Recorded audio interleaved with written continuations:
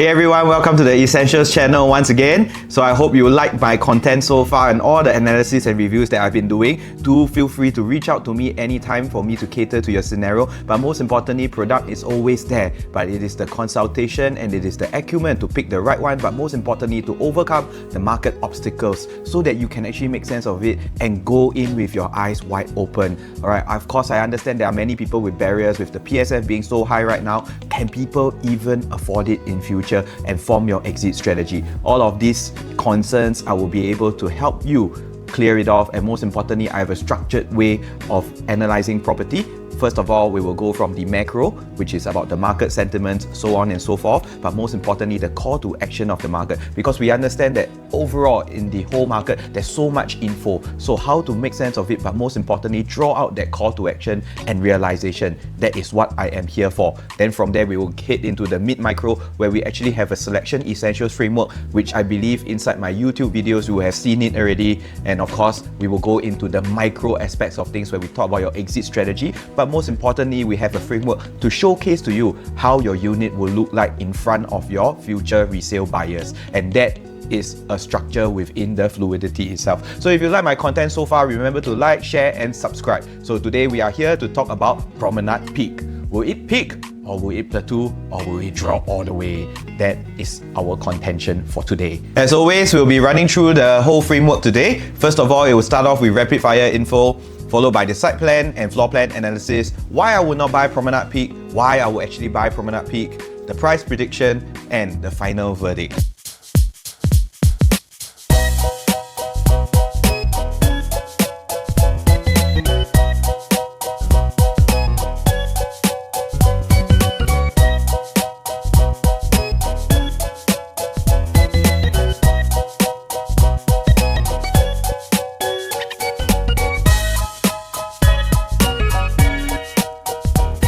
So here's the rapid fire info. We have Allgreen Properties, District 3, Zion Promenade. Total number of units is 596 units, consisting of 1 plus study, 2 bedroom, 2 plus study, 3 bedroom, all the way until the penthouse. Plot ratio of 5.6, that's why they are called Promenade Peak, that's why they can peak all the way up. 99 years leasehold, sitting on a plot of 99,955 square feet of land. I realized that so far all of the lands are about 100k square feet. So meaning to say, in a way, they are quite limited in terms of the blocks that they can build. That's why you see most of them being one tower. The vacant possession date is 2029 by architect DCA Architects. Right, so here is the unit mix of the development itself.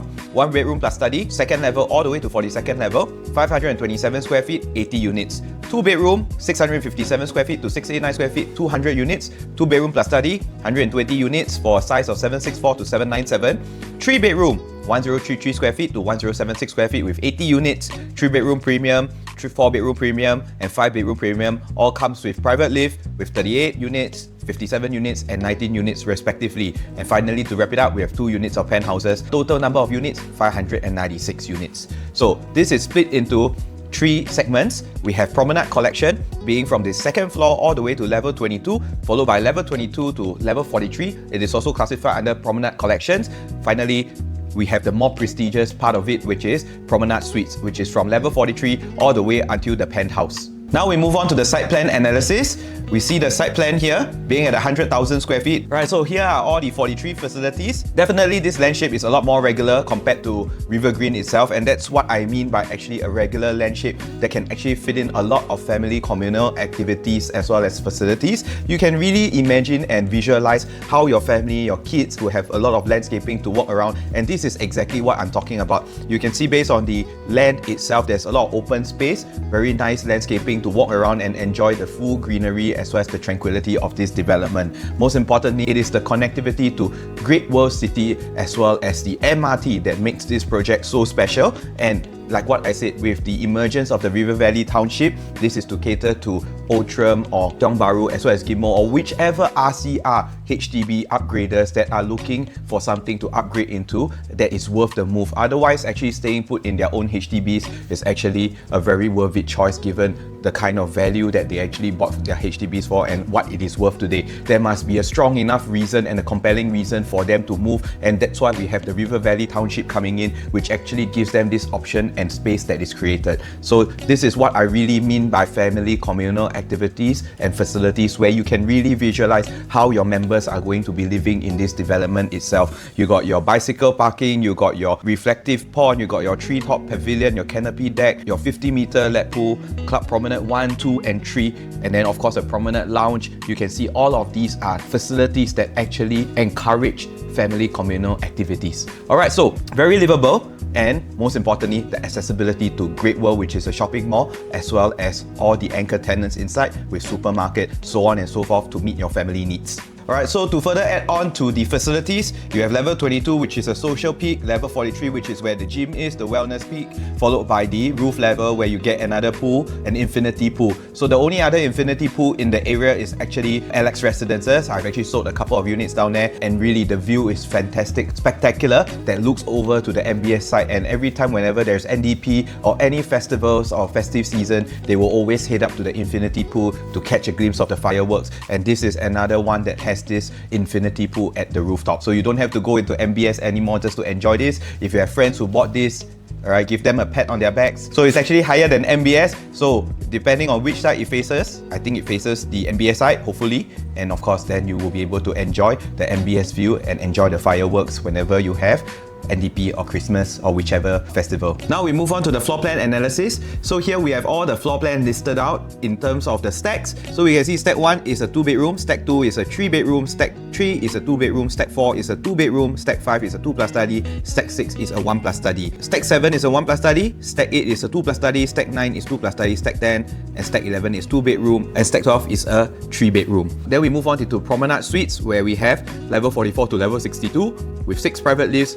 Stack 1 is a 5-bedroom, stack 3 is a 3-bedroom, stack 6 is a 4-bedroom, stack 8 is a 4-bedroom, stack 10 is a 3-bedroom, and stack 12 is a 4-bedroom. So you can see this is how they combine the different stacks together to form bigger floor plates. So we start off with the 1-bedroom plus study, 527 square feet. You're greeted with a long corridor walkway, followed by a galley kitchen with no specific area for dining. Alright, then you have a living with the balcony and a study in between the master as well as the master bath. The good thing is you can actually hack the wardrobe space and the wall in between that separates the master and study to form one big master bedroom, but otherwise this may be a not so effective 1-bedroom plus study layout. First of all, given the construction method and of course the slightly thicker walls, and that's why you may not be getting such a good layout as compared to our previously reviewed projects like Upper House or River Green. Alright, and you can see from here basically there's quite a little bit of space wasted at the front where you can actually be putting in the kitchen, but otherwise quite an effective livable 1-bedroom layout. Alright, so next we move on to another layout of 1+ study. We can see from here as we enter, this one is a lot more effective. You do not have the long corridor space. You are greeted by the 2 kitchen aisles, and then followed by a designated space for the dining area, a living, as well as the balcony. And then we break into the bedrooms where it follows a similar configuration where they have the study in between the master and the master bath. The good thing is you can hack down the wall so that you can actually make it into a very big master bedroom. But otherwise, the segregation of space actually gives you more livability options. Maybe you really want to have a space to work, and if you are buying this for your own stay 1+ study, I think this is quite a good layout to go for. Next, we have the 2-bedroom 657 square feet. From the entrance, we are greeted by an L-shaped kitchen, and then the dining living. This is the traditional layout, not the dumbbell layout. The corridor space is kept shorter, and then of course you'll go into your bedroom 2 and master bedroom with the 2 bathrooms running in parallel against them.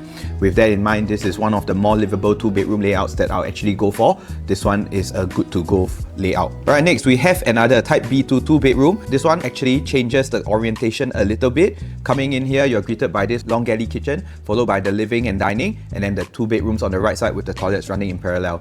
Good alternative, but I actually prefer the one that we just saw the last round because it is a more effective usage of space rather than having that long corridor kitchen that actually makes space very tight. In actual fact, the type B1 itself, the kitchen is more open, and in that sense you actually have a more spacious living and a more ventilated kitchen space rather than a long corridor that you actually see in type B2. Next, we move on to 2-bedroom 667 square feet.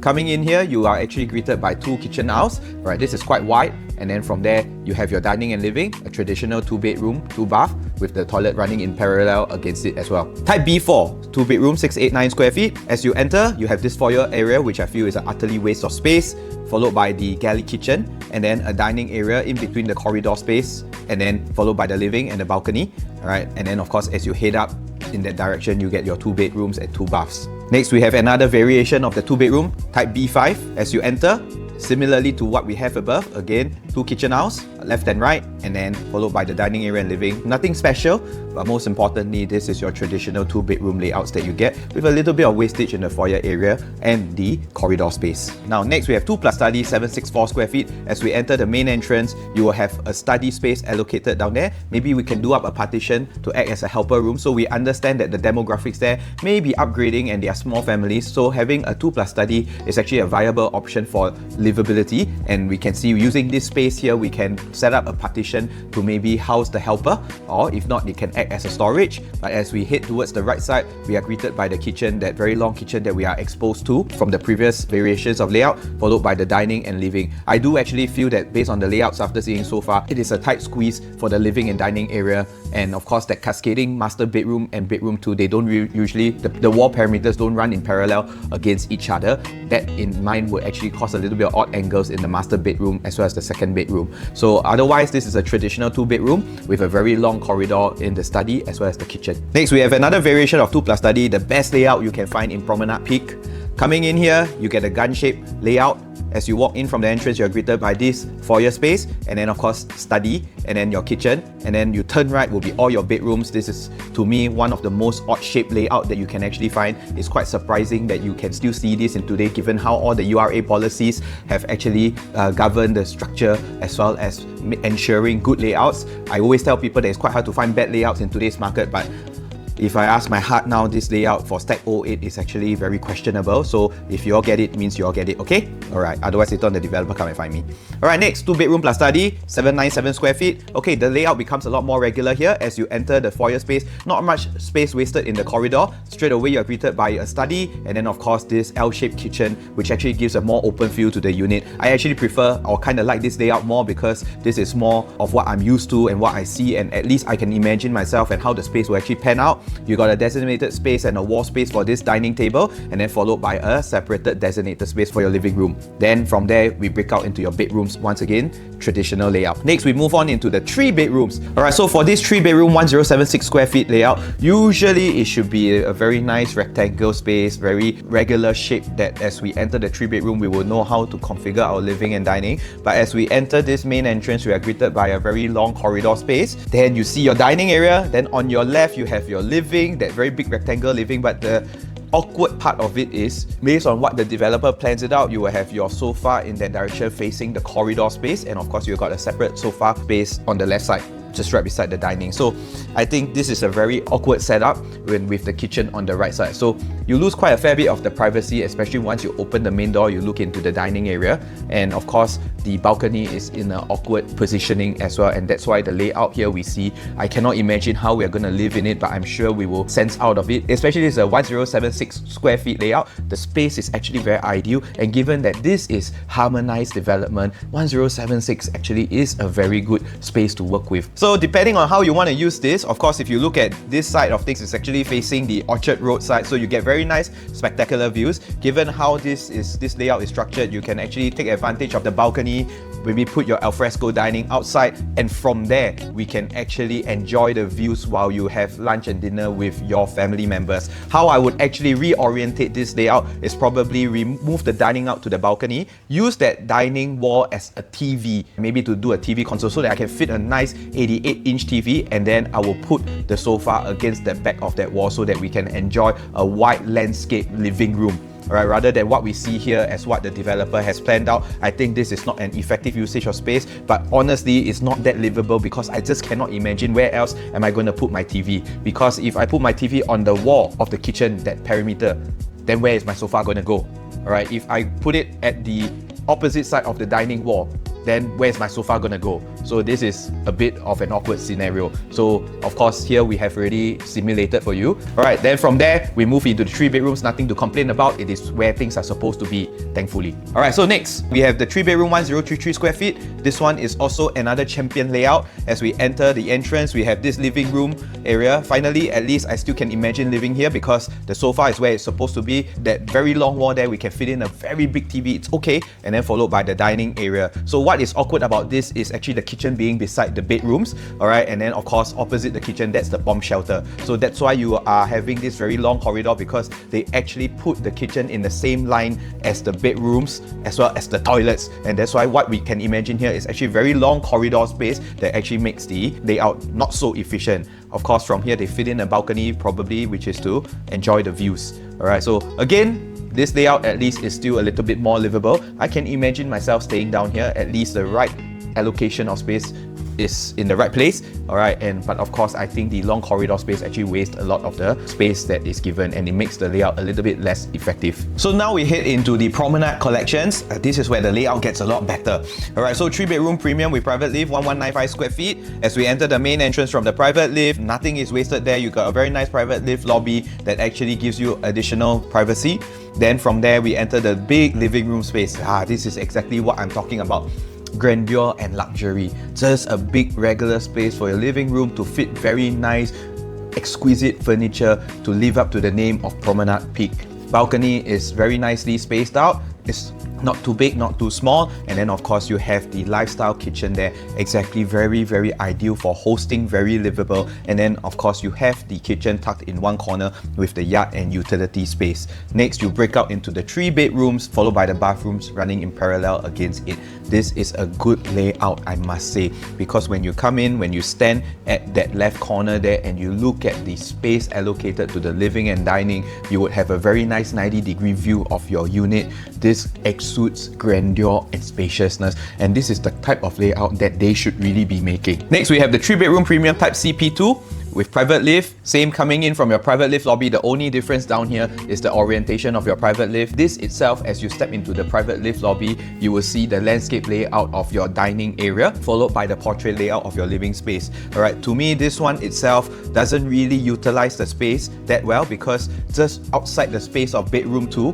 here you have a very big open space which you can't really do much. Right? You wish that this space is put into your living room where you can put even nicer, bigger furniture. Well, probably you can create a pantry area there, or a hosting area there where you have the nice bar counter and maybe host your friends and have a night with drinks. But other than that, I think we can agree that this space here actually is a little bit wasted in that sense. You're not sure what you want to do with this. Putting a TV here would actually be very awkward, because anybody who comes in from the private lift lobby will have to cut into your line of sight between your sofa and TV. So yeah, that's what I mean by maybe this space might not be so ideal, because the space that we see from the first 3-bedroom premium layout is actually much more usable, and you don't really get this kind of wasted space. Next you have of course on your left side we have the kitchen area with the yard utility. I like how regular the layout is on this side of the house, where everything is very squarish, very well laid out. And of course on the right side, this is a traditional 3-bedroom where you get the 3 bedrooms in parallel, followed by the bathrooms in parallel against each other. Next we move on to the 4-bedroom type D1 with private lift.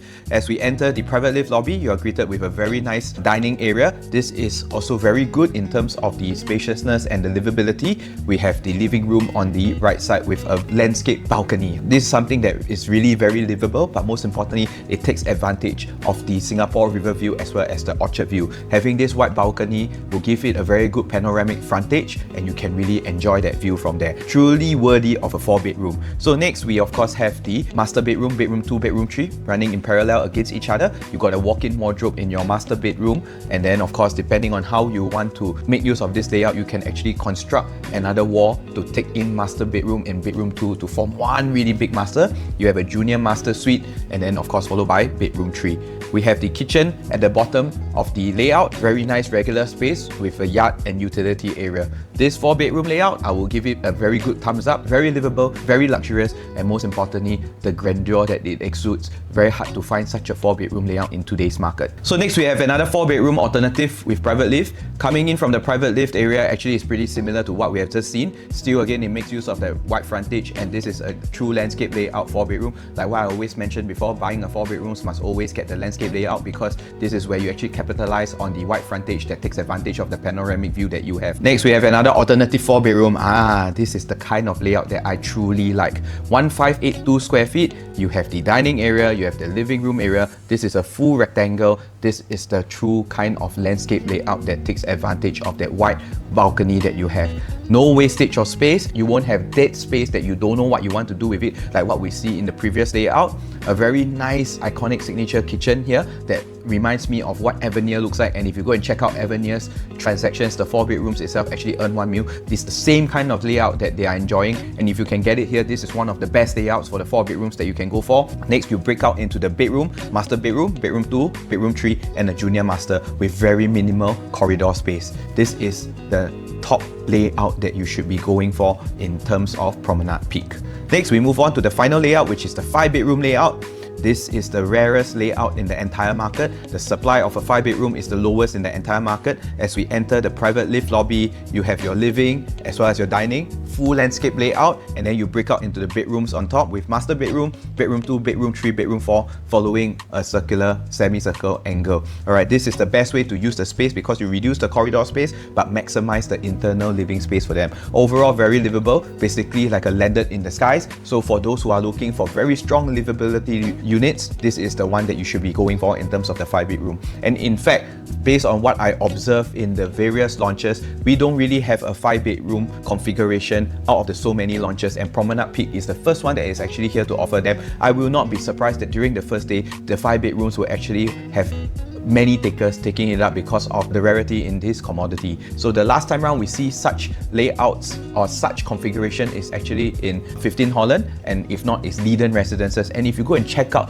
their transactions today, they actually made profits of actually $3 to $5 million. So these big flat floor plates layouts are actually very, very attractive and in high demand in today's market due to its rarity. So moving forward, why I would not buy Promenade Peak? I think there is an erraticness in terms of the layouts. For some of the configuration of the 1 bedroom and 2 bedrooms, I feel that most of them are still very livable. It actually forms up as a viable option for the investors. So if you're going for 1 bedroom, 2 bedroom, and you're afraid that River Green's odd-shaped layout, land, or small units may actually affect your future exit strategy, and you want to go for something that has more extensive land facilities, landscaping, so on and so forth, and of course to enjoy the Great World proximity and the MRT proximity, then you want to go for a 1 or 2 bedroom down here, I think it's a good choice and it's a good alternative. But there are a few layouts that you should be avoiding, those that look like a gun shape or those that look like a gun that you go pew pew. Alright, that kind of layouts, I think you should really avoid it, because I'm really very concerned about the exit strategy. So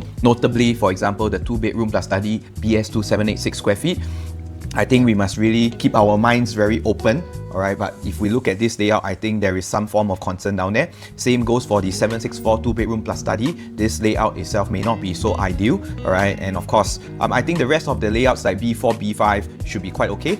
And then if we go on to the 3 bedrooms, one of the layouts that you should probably avoid is the one that has the kitchen running in parallel with the bedrooms, because in future exit strategy, not many people will actually like the kitchen to be right beside a bedroom, whether it's for feng shui purposes or for livability purposes. That's not something that you are very comfortable with. Alright, so of course, I think as we move into the Promenade collection, I think the layouts get a lot better and a lot more livable.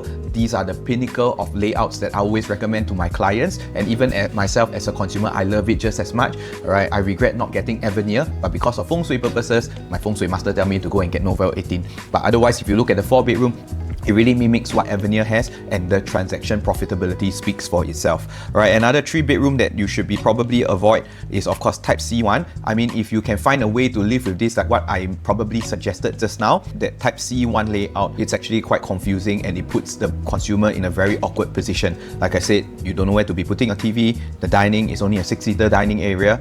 Then, of course, you have that very big balcony, so my suggestion is probably put the dining into the balcony to form the alfresco dining lifestyle while you take advantage of the orchard and river views. Then next, we need to find a way to actually put and orientate the sofa so that you can probably fit a nice TV. I have another alternative idea, is exactly where the developer draw the sofa right now. We can actually be using that wall to put a TV, and then we make use of the living room width to put your sofa. But then again, probably your setback between the TV and the sofa wouldn't be too big, otherwise you will obstruct walking space. So you can see how awkward this arrangement is. There are some layouts that to die for in Promenade Peak, but there are also some layouts also not to die for in Promenade Peak. If you get what I mean, you get what I mean. So be careful in your unit selection. Don't be pressured by the balloting process. Alright, always leave the emotions aside.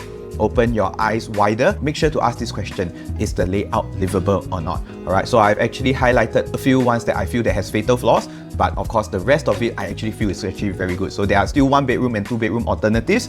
do keep a lookout for them. Alright, the only thing that we should be worried about is the erraticness in pricing, because in future, those that are having issues selling then would have no choice to adjust their pricing. That might actually affect the track record of your development. Number 2, why I will not buy Promenade Peak. There are a total of 6 new launches coming out in the central region area, and of course this is not the end of it yet. There will be more plots of land being sold, but the direct competition that we are having is exactly the land right beside, and it's that bigger plot of land that we are talking about, which is going to be by CDL together with his service apartment suites. So if we look at it that way, if I'm a consumer today, why would I want to go for Promenade Peak when actually I can go for something that has direct access to the MRT, a mixed development together with service apartment suites, and most importantly, it is by CDL. So with that in mind, if we just look at any of the CDL projects that has been launched recently, be it Ori, so on and so forth, actually their layouts have always been very livable and they follow a standard kind of arrangement and setup, right? And we know that with CDL it can't go that wrong. Alright, so we have yet to see what kind of layouts that development is going to be, but maybe there might be a bit of competition and comparison, and consumers might actually wait to see what CDL would be launching and how the setup of the layout would actually be. But imagine if you are a resale buyer today and you already know that there are some layouts in Promenade Peak that is not so ideal, right? Then that itself may have already cut Promenade Peak out of the competition, and people would just naturally go for the better, bigger brother, which is right beside, which has a bigger piece or bigger plot of land. Alright, so that is my only concern, the competition. Alright, why would I want to go for something that has a smaller plot of land when actually I can go for something right beside that has a bigger plot of land and may actually be priced comparably the same. So now we move on to why I will buy Promenade Peak. Now, Promenade Peak itself is of course the second launch that is coming out within the River Valley vicinity. We have seen how River Green actually takes a different approach by catering to the mass market upgraders by keeping the sizes smaller and making use of the GFA harmonization advantage that they have, together with the developer pricing strategy, keeping the quantum low to allow upgraders to really have that one foot into River Valley area. The dream can really come true. Now, Promenade Peak itself offers the other side of the spectrum. So if you're looking for something that is luxurious and looking for something that actually exudes a lot more grandeur, actually what I feel down here is it really gives a very viable option for the 3-bedroom premium, 4-bedroom premium and 5-bedroom premium that comes with the private lift. If you realize, out of the so many launches that has been happening down here, from Upper House all the way to Robertson Opus to River Green, we don't really have that kind of option from all of this development. Alright, mind you, they don't even have a 5-bedroom option. And the key selling point down here for Promenade Peak itself, it finally offers that luxurious alternative that the Orchard area is missing for so long. So if you are looking for something that is very ideal for own stay, that would take advantage of the Orchard views, the MRT proximity, as well as the shopping mall proximity, then Promenade Peak is the way to go. As what I've explained in the layouts, these are the kind of landscape layouts that can really fit in very nice furniture, but most importantly, gone are the days of bay windows, planter boxes and big balconies. This time round, it is controlled by the URA policies, but most importantly, it welcomes the new generation of luxurious Orchard properties. And that is the main reason why I will buy Promenade Peak today, because it offers us a luxurious alternative. Alright, so while at this point, that's why I said luxurious alternative is the first pointer why I will buy Promenade Peak. Because if you look at the 1 and 2 bedrooms, it does offer an alternative on the other side of the spectrum as compared to River Green. This time round, at least you are getting something that has a regular land shape, something that is luxurious, filled with a lot of landscaping and of course family communal activities. So if you are a future resale buyer today coming to buy this area, you have choices, River Green as well as Promenade Peak. You compare their 2 bedrooms which are of similar size, and you look at the layout as well as the proximity to the mall, so on and so forth, but most importantly, the landscaping. So if you put yourselves into a buyer's shoes, you would naturally think which one is more livable, and naturally the one that has a very nice landscaping site plan would do a little bit better, which I believe so as well. Number 2, privacy. Apart from being the luxury alternative, the other alternative in this area will be the bigger brother land parcel A, which is going to be developed by CDL. It is going to be a mixed development that comes with service apartment as well as some retail shops below.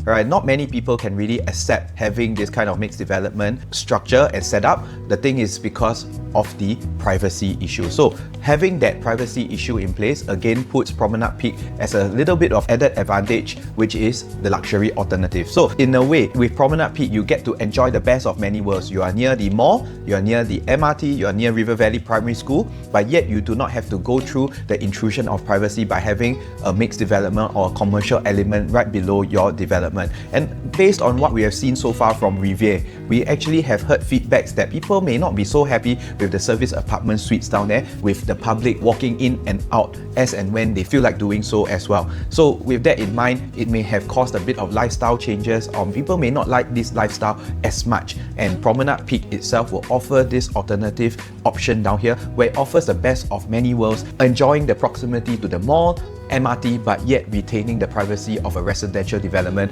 rather than having to share a compound with the public. I think that's what we look for in terms of livability as well as a residential development. And this might actually edge out its competition, the bigger brother competition, which is in Land Parcel A itself. Here is the third point of why I will buy Promenade Peak. It is the height advantage. This is going to be labelled and has won the title of being the tallest residential development in the entire River Valley Township. It will be even taller than Parcel A itself. Alright, with that in mind, why do we talk about this? Is because of buying into the height advantage. You will realize that if we make a wider and bigger comparison, you will realize that the low-rise developments always have an issue in breaking through of prices because they are always limited by the height, and you will not be able to see the track record of prices hitting new records. For example, if we just add $20 per square foot from the first floor all the way to the 60th floor, basically 20 times 60, you will already experience a 1,200 PSF difference. And with that in mind, basically it just means a 2,400 PSF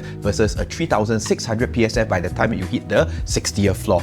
And with that, that will be already reflected in the transaction records, and this is what we call by the 2.能力 or the breakthrough height advantage. Right? There's a possibility for this to happen, and you know how transactions from the high floors can actually bring up the low floor units. So apart from those layouts that I just mentioned just now, otherwise most of the layout, because of URA policies, it already ensures livability is in check. So with that in mind, it may not be so detrimental after all, with that kind of height advantage that we get from Promenade Peak. Like what we mentioned, 2004 starting from, you get the lowest entry price but yet highest value proposition. As we head into the mid floors, you get about like level 30 at about 2,900 PSF, and by the time we reach the highest floor, which is about 62nd floor, 63rd floor is the penthouse. The 62nd floor itself, you would already be experiencing a PSF of about 3,400 PSF, alright, or 3,600 PSF. That's a 1,200 PSF difference from the first floor all the way to the 60th floor. So my take is this: if you are able to get something mid floor to enjoy the views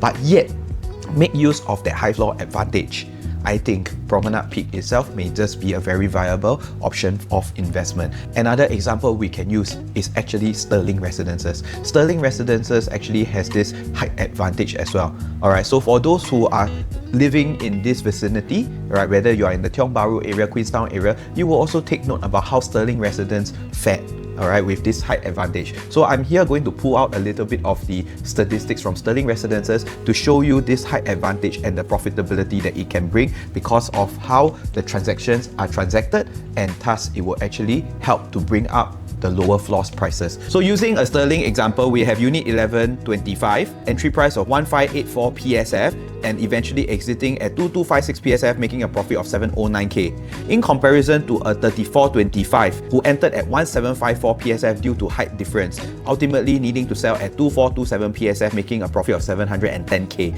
Fortunately for this, 34th floor made the same profits as a 11th floor unit, but this is exactly the height advantage that I am talking about that the lower floor can actually capitalize on. By right, the higher floor unit, based on usual beliefs, it should be selling faster and making more profits than the lower floors, but in actual fact it is because of that entry price difference of about close to 200 PSF that mentions about the height advantage, and of course the breakthrough price that we were talking about. The 11th floor is able to make comparable profits to the high floor units. So I'm not saying that the high floor units cannot buy in Promenade Peak. It does have the added advantage as compared to the surrounding developments, but I'm also here to stand at the low floor point of view, where how can we capitalize on this high floor advantage. Like what we mentioned before, you will see the low-rise developments somehow always having a plateau in terms of their pricing because people just don't see the transactions happening in terms of the difference of entry price. But for this development itself, Sterling Residences, where the highest floor is actually at the 34th floor or the 35th floor, we can actually see from the low floor compared to the high floor, there's already a 200 to 300 PSF difference, some even more. that transacted at 2000 PSF in the past when the first owners bought in. This is the price advantage or height advantage that we are talking about. And in actual fact, we can see from here that the low floor actually made the same profits as the high floor unit, and that is the height advantage I'm talking about that Promenade Peak may be able to bring to the table. And those who are looking for investment, I would say going for the low floor units to capitalize on the low entry price is actually one of the smarter things to do. Of course, if you are going for the 4-bedroom floor plates or the 5-bedroom floor plates, go as high as possible, because the people in this area looking for this kind of units definitely have deeper pockets. They can already afford such a big unit floor plate to begin with, means they will definitely want to pay and need to pay for nicer views to enjoy with their family already. So we circle back to the government vision of buying property as a need. So we got to think like them. If I buy a 4-bedroom flat floor plate at this size, means I also want the best of everything and I need the best of everything. Alright, that's why going for the high floor 4-bedroom, 5 bedrooms or the 3-bedroom premium is the smarter way to do. But if you're entering for investment, then I would say that going for the 1-bedroom, 2-bedroom low floors or mid floors is already good enough. I would say to strike a balance, go for the mid floor, 2 bedrooms or 1-bedroom layout if you're going for investment, because that will capitalize on the high advantage but yet give resale buyers a balance of all worlds here to make sure you maximize your exit strategy. Now we go into the final verdict of Promenade Peak. Overall, it offers a very good alternative to whatever that we are seeing in the current launches of River Valley. We can see how different developers are employing different approach and pricing strategies. Of course, first of all, we see Upper House being the sole development in that area, avoiding this 5 to 6 cornered fight. Alright, being the only development that is launching in Orchard Boulevard. Then of course now we enter into the River Valley area where the next few launches are coming out. That we have River Green, then we have the Promenade Peak as well as the Zion Parcel A. Alright, so River Green itself employed the other side of the spectrum, which is to cater to the affordability of mass market upgraders, keeping the unit sizes small so that it keeps the quantum low. Alright, so if you're looking for a good luxurious alternative, then Promenade Peak is the one that will be the tallest residential development in this area. If you're going for something that is a 3, 4, 5 bedroom flat floor plate big size unit, Promenade Peak is the good alternative to go for. And being a 1 tower development is actually something that a lot of these affluent consumers are looking for, because it offers a lot more privacy as compared to those that have multiple blocks in the development. So we can look at it as a double-edged sword, but based on the consumer behavior that I'm looking at right now, so far we see resale developments having 1 towers with nice landscaping being snapped up. I think it's because it offers exclusivity as well as privacy. But like what I mentioned, Promenade Peak itself does offer an alternative option in terms of the 4-bedroom flat floor plate, 5-bedroom flat floor plate, which is a very rare commodity in today's market. Alright, so like what I've mentioned just now, in terms of the 1-bedroom, 2-bedroom investment choices, which floors you should be going for, and also of course once you are going for the 3, 4, 5 bedrooms, go as high as possible to capitalize on the panoramic views, being the tallest development in this area, and most importantly the needs of these demographics in terms of views. Alright, if I'm really paying so much for a 4 and 5 bedroom, I might as well get the best views as well. Think like what a consumer would think. Alright, so if you like my content so far, remember to like, share and subscribe, and continue keeping me motivated to creating all of these wonderful videos for all of you.